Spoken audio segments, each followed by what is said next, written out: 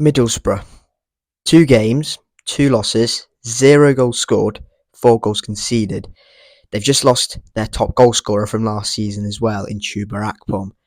What is going on at the Riverside, and how is Michael Carrick going to deal with what seems to be an increasingly difficult situation up there in the northeast?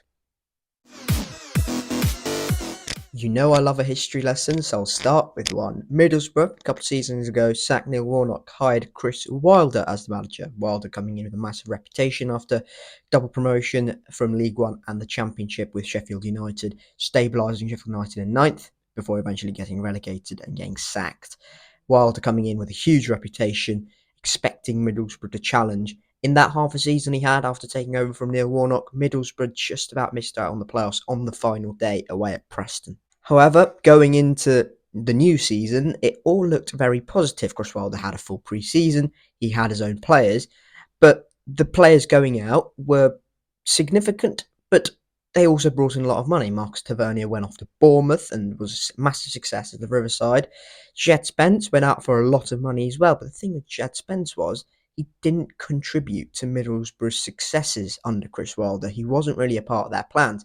The only reason they got loads of money for him was because of his successful loan spell at Nottingham Forest, who eventually got promoted. But with that money coming in, also came the backing in Chris Wilder, and he was heavily backed in that transfer window. Matthew Hoppy for a lot of money, Marcus Force, Matt Clark, Darrell Lenihan, Tommy Smith, Alex Mowat, Rodrigo Munoz, Zach Steffen, just a few of a lot of Middlesbrough signings in that summer transfer window. And it seemed like Chris Wilder finally had his own squad, and it looked like it was all there for him to kick on and really cement a place in that top 6 for Middlesbrough. However, it just did not work out for Chris Wilder. A lot of tinkering, a lot of just throwing things at the wall and hoping something sticks. It just did not work for him, and Middlesbrough players just did not buy into what he wanted to do.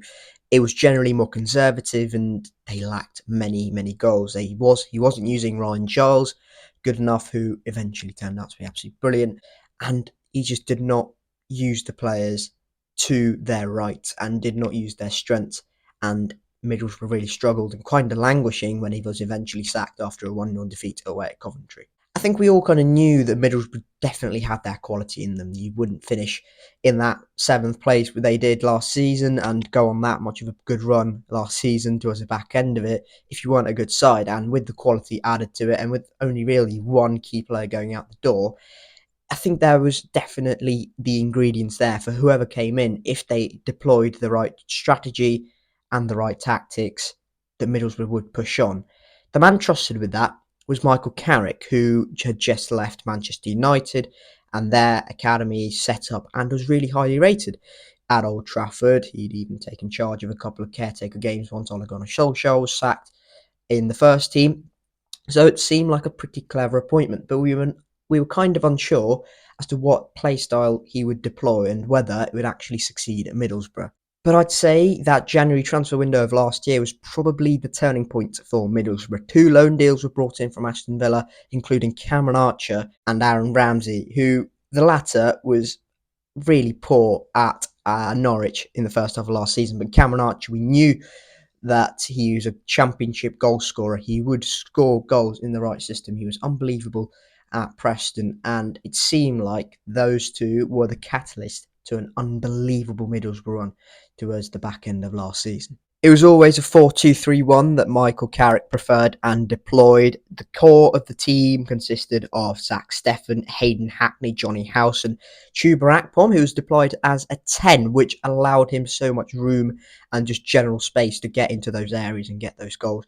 Cameron Archer played most of the games as the lone at number 9. Riley McGree allowed some balance and just provided some real technical quality tucked in off the left-hand side to allow Ryan Giles, who was the left back, to just bomb on and score and assist so many goals. In the 30 games Middlesbrough had under Michael Carrick, they picked up 58 points in that period, including 18 wins along the way as well. They were absolutely brilliant, and from the 20th place he had them in, he took them up to 4th and in the playoffs. Well, I think we all know how the playoffs went for Middlesbrough. It was a bit of a disaster. 0 goals scored in both legs against Coventry, and with the attacking force and the general attacking quality they had, should have been better. Coventry did an absolute tactical job on Middlesbrough, sustaining them, just completely neutralising Chuba Akpom, Cameron Archer, and credit has to be given to Mark Robbins in that way. And it was a 1-0 aggregate win for Coventry, with a 1-0 stinging win at the Riverside for the Sky Blues, which sent them through to Wembley, knocking Middlesbrough out of the playoffs. Well, we all might go, oh, well, tough luck, but in such a short space of time, Michael Carrick has shown so much. A young, promising coach, which finally seems to be getting Middlesbrough on the right track, playing some really progressive football. You'd expect Middlesbrough to start the season really well. Granted, they get some good recruitment in. It's been an absolute disaster so far, and there are a lot of reasons why. Well, one of the reasons why is just they have just lost that much quality. So much of their quality in the Middlesbrough squad was loan deals. Zach Steffen, Ryan Giles, Cameron Archer, Aaron Ramsey. They have just lost so much quality, which they just haven't been able to afford to get back. And that, if they got promoted, would be such a different story, because I'd say they would be able to afford some of these loan deals on a permanent one, and they just haven't got that done. Well, so far they haven't been able to replace too much of the loan deals that have gone back out, and now they've lost their top goal scorer, and not only that, the championship top goal scorer last season in Chuba Akpom. He's gone to Ajax for a reported £15 million, and with the contract situation, I'm guessing that Middlesbrough having to settle for that sort of money. If they can reinvest that, which will be difficult because Chuba Akpom is such a unique player because he got so many goals, but he's not their main striker. That was Cameron Archer and whoever it was last season, Meunier or Hoppy at the start of the season. Akpom played as a number 10 and got that many goals.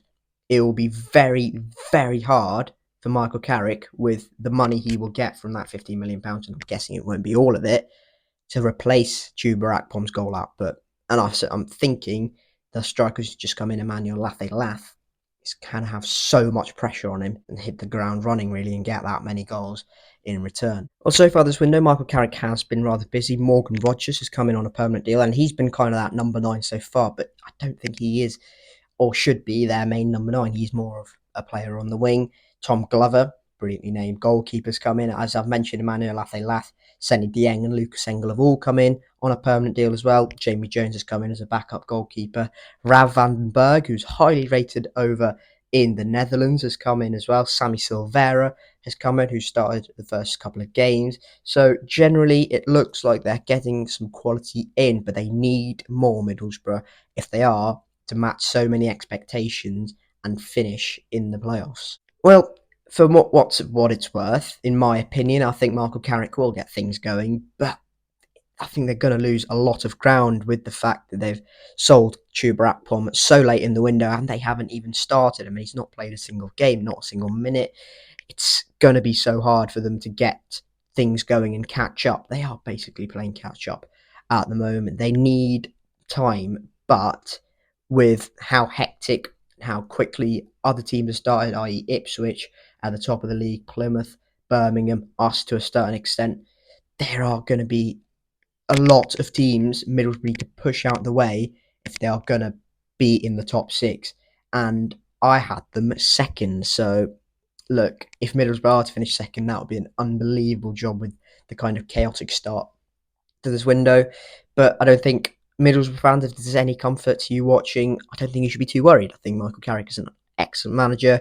The system he deployed last season was unbelievably clever, allowing his left back Ryan Giles to be such a crucial part of the system was a masterstroke, really. So I think you can safely say you're in good hands with Carrick, and I don't think you need to panic yet, anyways. But if Middlesbrough go the next 2 weeks in the window and have finished with the same squad as they are right now, I would be a little bit worried. Coventry away was dismal in a 3-0 defeat, where they played the team that knocked them out of the playoffs last season, and it just showed the two teams how far they were in terms of their progress from last season. Coventry sold Gyökeres pretty early in the window, signed Hadji Wright, signed more players in terms of fitting the bill, Ellis Sims as well, and they've bedded them in straight away. Middlesbrough have waited and waited and lost their key players at the start of the window, just haven't been able to replace them yet. missed targets, whatnot, and they've now sold Chuba Akpom so late in this window.